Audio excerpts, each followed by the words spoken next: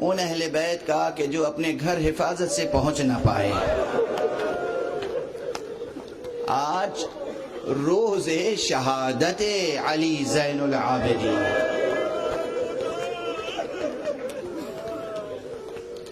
آج آقا کی شہادت کی تاریخ ہے۔ اگر جو تقویم ہماری چل رہی ہے، جو کیلنڈر چل رہا ہے، اس میں کوئی اشتباہ نہیں ہے تو آج 25 محرم، آج روز شہادت مولا امام سجاد ہے۔ امام سجاد نے کربلا کے بعد پوری عمر بسر کی، امامت کے تمام فرائض انجام دیے، مگر آپ کیا شب و روز کا معمول یہ رہتا تھا کہ ہمیشہ گریہ فرماتے رہتے۔ حضرت کو مسکراتے ہوئے کسی نے نہیں دیکھا۔ آپ نے بھرپور زندگی بسر کی، قرآن کی تعلیم دیتے تھے، حدیث کی تعلیم دیتے تھے، فقہ کی تعلیم دیتے تھے، اخلاق کی تعلیم دیتے تھے، معارف الہیہ بیان کرتے تھے، دعا کا سلیقہ سکھاتے تھے، حقوق بیان کرتے تھے۔ آپ کی تصنیف ہے رسالۃ الحقوق۔ آج دنیا ہیومن رائٹس کی بات کر رہی ہے، آقا نے اس زمانے میں پورا مقالہ، پوری کتاب رائٹس کے اوپر لکھا ہے، رائٹس اینڈ ڈیوٹیز بوتھ، دونوں موضوعات پر۔ پھر دعائیں ہیں جس میں الہیات کا ٹھاٹھیں مارتا ہوا سمندر ہے۔ آقا نے سب کچھ کیا مگر کبھی کسی نے آپ کو مسکراتے ہوئے نہیں دیکھا۔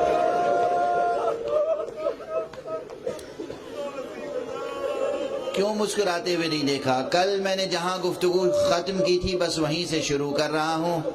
کچھ مناظر ایسے دیکھے تھے نا سید سجاد کی نگاہوں نے جو کبھی آپ بھلا نہ سکے، کبھی آپ فراموش نہ کر سکے۔ بابا کو اس کیفیت میں دیکھا تھا، جلتی ہوئی ریت پر گھوڑوں کی ٹاپوں سے پامال کیا ہوا بابا کا لاشا، کہ آقا ابو عبداللہ الحسین کے سینے کی ہڈیاں پسلیاں ٹوٹ ٹوٹ کے چور چور ہو گئیں۔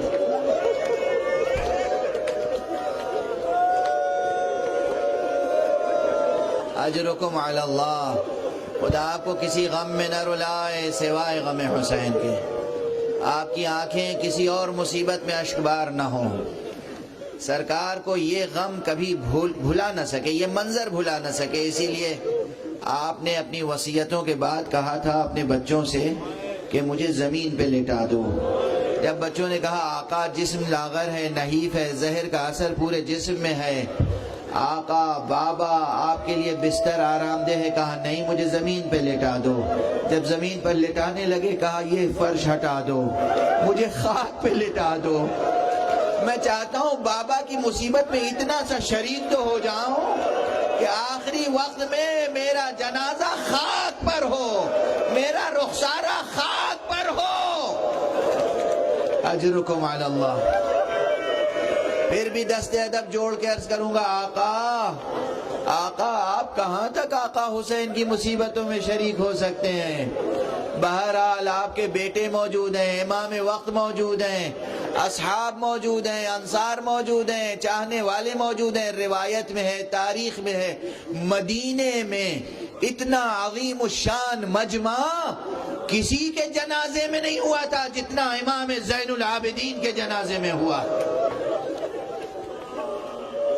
آپ کا جنازہ اٹھایا گیا پورے احترام سے، پورے اہتمام سے، مگر یہ کہتے ہوئے بھی زبان کو لکنت ہوگی میں کس سے کہہ رہا ہوں؟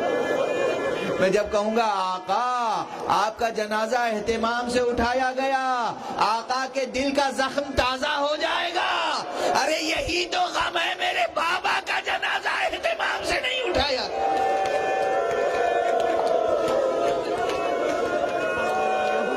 بابا پہ وارد ہونے والی مصیبتیں کبھی امام بھلا نہ سکے، اسی لیے ایک ایک واقعہ تازہ رہا نگاہوں کے سامنے، پلکوں پہ منظر سجا رہا۔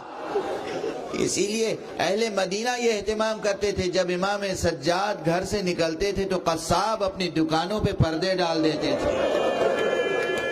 کہتے ہیں ایک مرتبہ ایسا ہوا کہ قصاب کی نظر نہیں پڑی، اس کی نگاہ نہیں پڑی کہ آقا تشریف لا رہے ہیں، فرزند رسول، امام وقت، امام حسین کا بیٹا آ رہا ہے، علی زین العابدین آ رہا ہے، نظر نہیں پڑی اور گوسفند کے کٹے ہوئے سر رکھے رہے۔ امام جب قریب آئے ایک مرتبہ نظر پڑی، چہرے کا رنگ بدل گیا۔ کہتے ہیں آپ زمین پر کمر تھام کر زمین پر بیٹھ گئے۔ اس نے دیکھا قیامت آ گئی۔ ایک مرتبہ آیا، سر سے اپنے عمامہ اتارا اور آقا کے قدموں پہ رکھ کے معافی مانگی، آقا معاف کیجیے گا، میری نظر نہیں پڑی۔ آپ نے کمال شفقت کے ساتھ فرمایا، نہیں لا علیک، تیرے اوپر کوئی جرم نہیں ہے، کچھ نہیں ہے، تو اپنا کام کر، تو اپنا کام کر، یہ تو میری کیفیت رہتی ہے، مگر اتنا بتا دے ان گوسفندوں کو ذبح کیا تھا تو انہیں آب و دانہ دیا تھا یا نہیں دیا تھا؟ اس نے کہا آقا ہم کبھی کوئی گوسفند ذبح نہیں کرتے جب تک اسے سیراب نہ کر لیں۔ آپ نے پھر کہا